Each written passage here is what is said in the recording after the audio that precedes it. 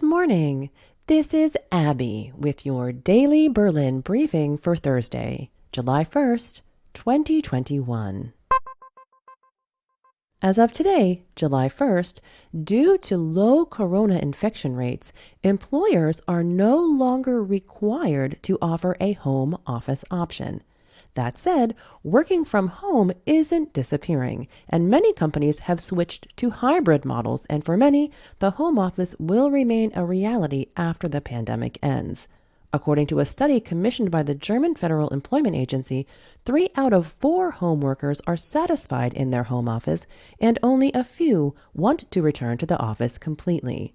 Per reporting from RBB, at Berlin-based energy company GASAG, employees have largely had good experiences in the home office. In March, the company moved its headquarters from Hackische Höfe to Schöneberg, and during the pandemic, home offices were unceremoniously included in the new office plans.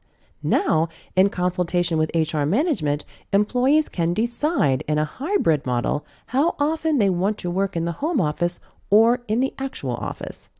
Vera Holzmeister, head of the Human Resources Department, explained that the company has adjusted planning and reduced their occupancy rate. In the office itself, each employee will then no longer have his or her own desk. With this desk sharing model, everyone can reserve a desk in the morning and work somewhere else every now and then. Other companies have also reconsidered their home office policies. The software company SAP already had many of its employees in home offices before the pandemic and is now developing the concept further. Exactly how work will continue at SAP after the pandemic is still unclear. The company is now trying to find a solution for a hybrid work model. Not all employers are open to home office, however. Employers' associations already spoke out in mid-June in favor of an end to the home office obligation and warned against, quote, legal overregulation. Labor Minister Hubertus Heil of the SPD tried to push through a bill on the right to home office last October and failed. Since mid-June, the German government's new Works Council Modernization Act has strengthened the rights of employees in home offices. Through it, employee councils can now have a say in how mobile working is going to be structured in companies. Even before the pandemic began, staff in the hotel and restaurant industry were in short supply, and the corona crisis has exacerbated the situation. After 15 months of short-time work, during which employees had to forego large portions of their wages and tips, many have turned their backs on the industry. Gerrit Buchhorn from the Berlin Regional Association of the German Hotel and Restaurant Association, or DEHOGA, explained that it's unknown exactly how many people in total have left the industry at this point. As of May, 13,000 people from the industry became unemployed and 23,000 registered as looking for work. Whether these employees will return to their old positions or find a different direction remains to be seen. Sebastian Riesner, head of the Food and Catering Union, fears that the restaurant and hotel industry in Berlin has lost at least a quarter, if not a third, of its staff. Often, attempts by restaurateurs to bring back their staff have been unsuccessful, and he explained that employee feedback shows that many no longer see any prospects in the hotel and restaurant industry and have been looking for new jobs and retraining in recent months. Additionally, the jobs often involved working late into the night and serving on weekends and holidays, and very few people want that back. In July of 2019, before the start of the corona crisis, 1,600 young people had signed an Ausbildungsvertrag, or a training contract, in the industry. Currently, according to DEHOGA, there are just 200, and the problem is that the training companies do not offer quite as many positions simply due to the fact of the uncertainty of the corona situation. If they don't know what's going to happen in September or October, they're not going to hire a trainee or an apprentice. Moreover, young people have not been able to find out about careers in the past few months as they normally would.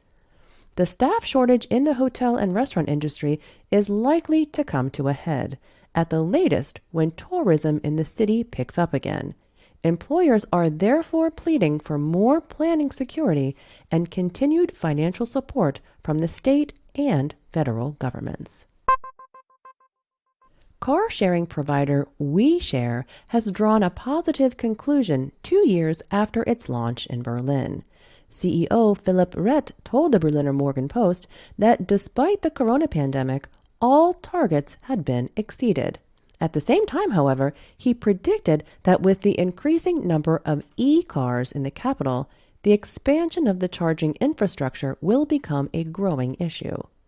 WeShare, a Volkswagen subsidiary, currently has 1,500 electric cars in Berlin, the majority of which are e-Golf models. But that's set to change when in the summer and autumn, the entire fleet will be swapped out for the ID.3. The number of registered customers in the city is about 150,000, half of whom use WeShare monthly, and more than 90% have used the service at least once. And, according to Rett, the company has very few inactive customers. The usage behavior of customers has changed significantly over the years compared to the time before Corona. WeShare started out at an average trip length of about half an hour, but are now leveling off well above that. The company is also seeing that the number of trips on weekends to surrounding areas has gone up significantly, indicating shared mobility is now being used for longer trips into rural areas. Given these changes, the CEO believes the number of charging stations in Berlin's districts will not be enough in the medium term, stating, quote, "The city needs to pick up the pace significantly given the registration numbers for e-vehicles. From our point of view, above all, many, many more fast charging stations would have to be built," unquote. In an interview with the Berliner Morgenpost, Transport Senator Regina Gunther of the Greens had also spoken out in favor of placing a focus on the installation of fast charging stations when expanding the infrastructure, specifically 10 stations per district. The Prussian Palaces and Gardens Foundation Berlin-Brandenburg announced on Tuesday that the restoration of Schloss Charlottenburg is continuing. The roof, facades, and technical installations of the Große Orangerie and the Theaterbau, or the theater building, are now being repaired. In recent years, the new wing in 2014 and Old Palace in 2017 were already renovated.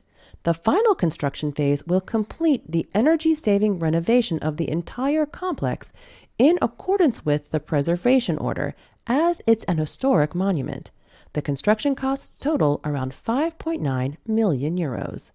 Schloss Charlottenburg was built from 1695 as the summer residence of Frederick I, who later became King of Prussia. And lastly, we'll be taking tomorrow, Friday, off to put the finishing touches on our local candidate election special. We hope to have it for you on Sunday afternoon, so keep an eye on social media for an announcement. Thanks for listening.